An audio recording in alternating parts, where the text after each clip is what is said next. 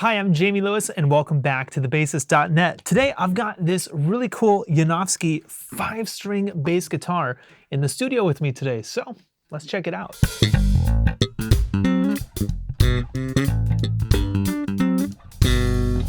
So here's a little bit of backstory about this bass. I was performing at the GHS booth at the 2019 Winter NAMM show last month, and after I finished my set, I was approached by a gentleman by the name of Steven Yanofsky, and he asked if he could send me one of his basses to review here at my YouTube channel, which of course I said yes to. And about a week later, I got home and this thing was waiting for me.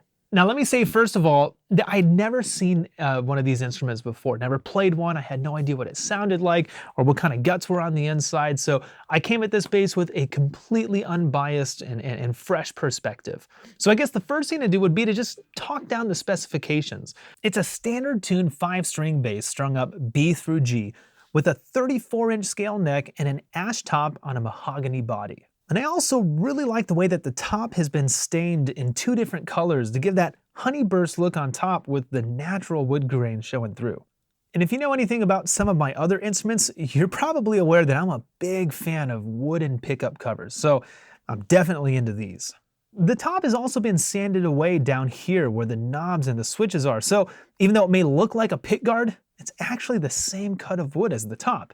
The neck is a 3-piece flame maple with carbon fiber inserts, and I've got to say, I think this thing looks gorgeous. I love the binding in between the neck pieces. It's just beautiful. It's also got a bird's eye maple fingerboard with ebony inserts and a satin finish. And I don't think I've ever seen side inlays done like this before, but I really like it. It definitely stands out. I think it's a pretty cool look.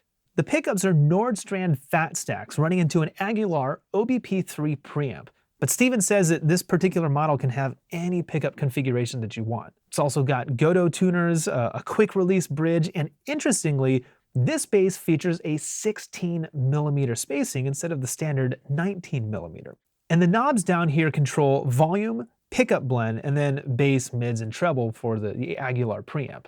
And I really like that the knobs are both color-coded and notched out right here to kind of let you know where the center detent is. It's a very cool way of doing it. And then these switches down here are actually coil taps for the pickup, so we can go from dual to single coil on either the neck or the bridge pickup.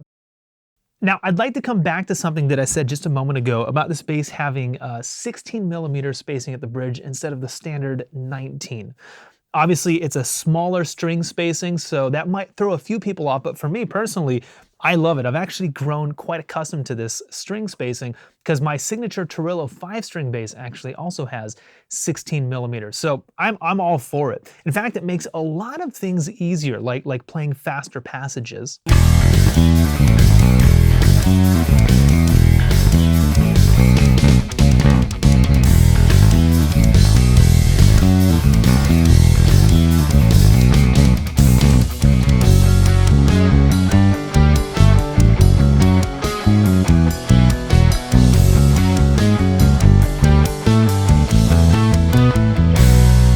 I didn't have any trouble getting just a deep, fat, full tone out of it. You can cast out reason, call it treason. You still not feeling high enough to keep ourselves or anyone else from looking.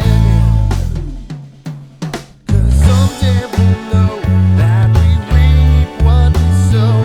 There'll be nowhere to hide and no peace left to find. 'Cause we were careless to see all the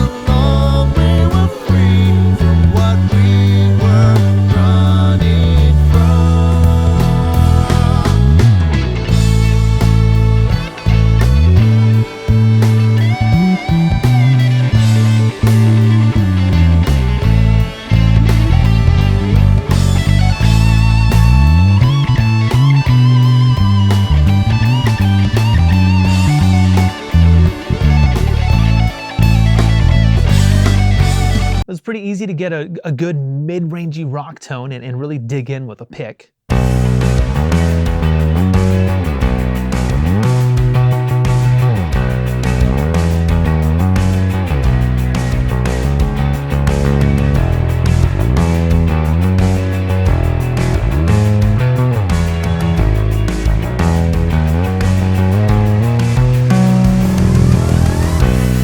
But of course, this kind of narrow string spacing can make some techniques a little bit more difficult.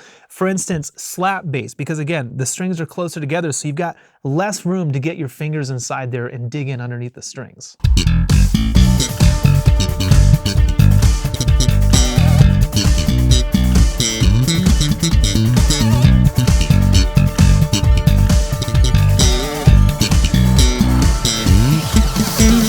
Of course, not to say that it's impossible, you just have to adjust your technique so that you're not accidentally hitting strings that you don't want to, because again, the strings are closer together. So for me, this isn't a bass that I would gravitate towards if I was slapping, but you know, I was still able to do it.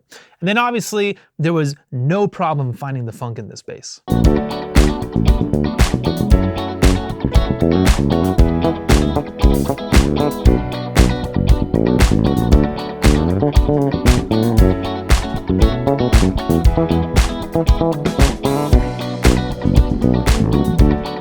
Okay, so how does this bass stack up? Let's talk about the good, the bad, and the ugly of this Yanofsky SB-5.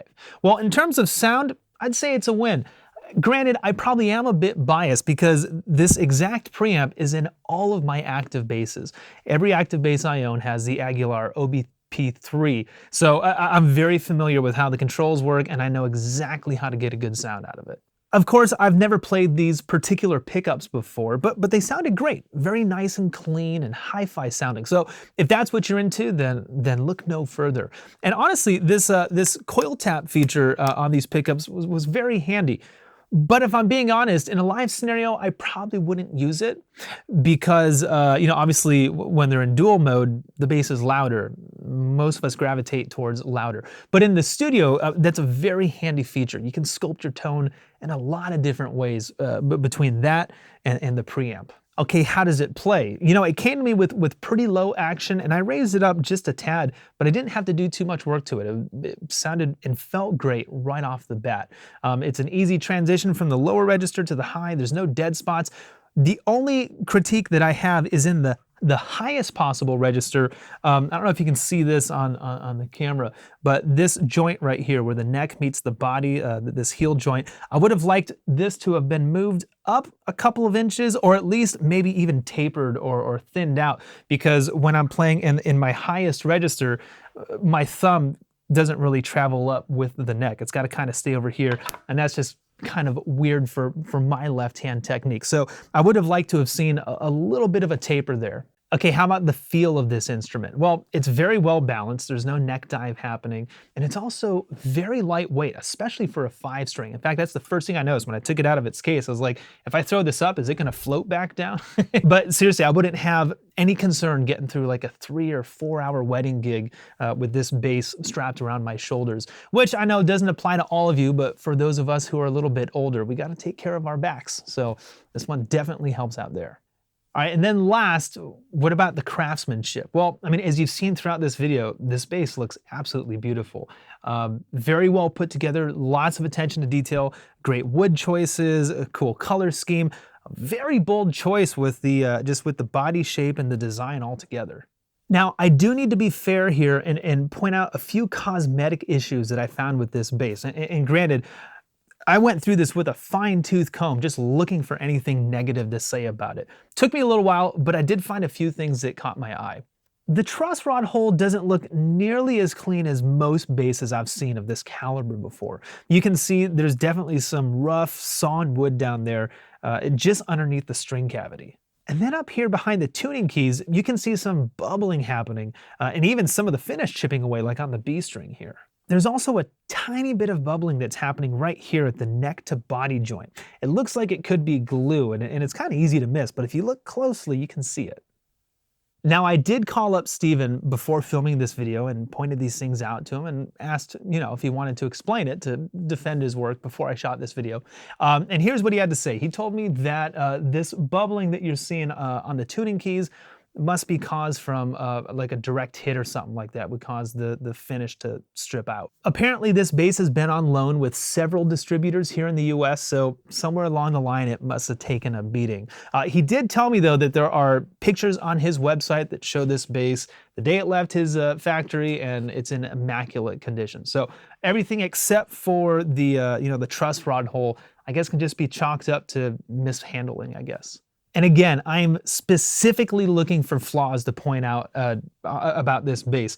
Nothing that I've said negative about it affects the way that it plays, affects the way that it sounds, or would even be noticeable from stage. So very, very negligible. But, you know, again, to be fair, I do need to point it out. So that's my impression of the Yanofsky SB-5 bass. I think it's a great instrument. I think it's very well thought out, very clever. So if you're looking for a clean take on classic tones with a very spunky design that's guaranteed to turn heads, then look no further. Be sure to check them out at yanofskyguitars.com and be sure to tell them that Jamie sent you. If you like what I do, please do me a favor and just give this video a thumbs up and also subscribe to the channel by hitting this button right over here. And if you really like what I do, then come hang out with me at thebassist.net. You just click on that button right down there. Also be sure to check out the Bassist podcast. New episodes go live every single week. I just uploaded one with Steve Bailey and Joe Hubbard, and Juan Alderete is coming next. So until next time, stay well, and I'll see you again here at thebassist.net.